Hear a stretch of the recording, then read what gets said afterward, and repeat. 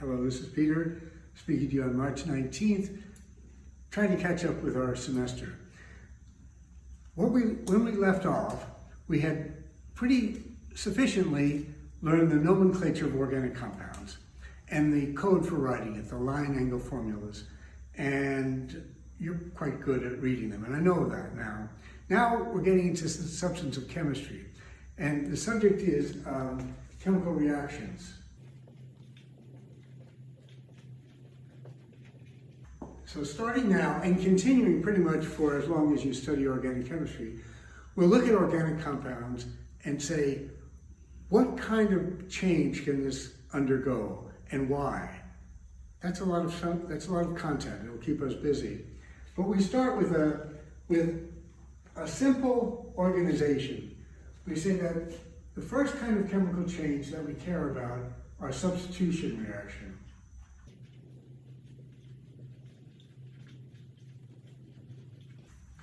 So for example,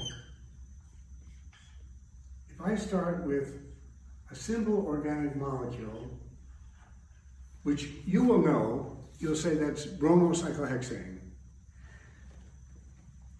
You know how to name it, but now I'm pointing out that bromocyclohexane is attractive to us because in the presence of a general chemical species that we call a nucleophile, very important word, and I shall define it precisely within the next couple of minutes. But for right now, we're just saying that Nu, we're showing that as a pair of electrons, and also that Nu has a negative charge, it's an anion, that nucleophile will react with the bromocyclohexane in a way that the nucleophile substitutes for the bromine. So in the product, we have Nu bonded to the cyclohexane and Br minus displaced. Nucleophile has replaced bromine in the organic compound. That's the first class of compounds. A second class, second broad class of organic reactions are called elimination reactions.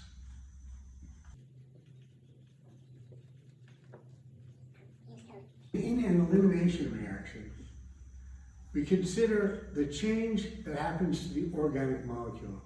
Again, if we start with bromocyclohexane, and we say under some conditions, which we'll get to know, under some conditions, both the bromine and a hydrogen from a neighboring carbon leave the molecule. So what is left is a cycloalkene, that would be cyclohexene, and the small inorganic molecule that's been eliminated from the organic molecule, it's HBr. We call it an elimination reaction because we're always focused on what happens to the organic compound. In this case, the organic compound loses something, so something is eliminated from the organic compound. There is a third class, which we'll get to in about 2 weeks or a week. The third class of compounds is called an addition reactions. Elimination reactions and addition reactions, 1, 2, 3. Let me point out that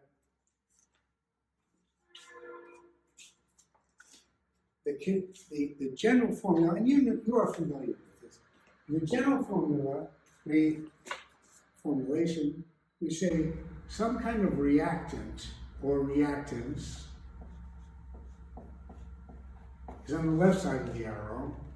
Some kind of reagent is applied to the reactant,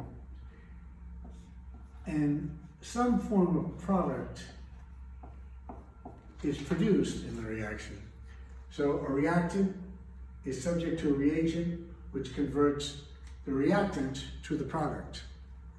That's our general form.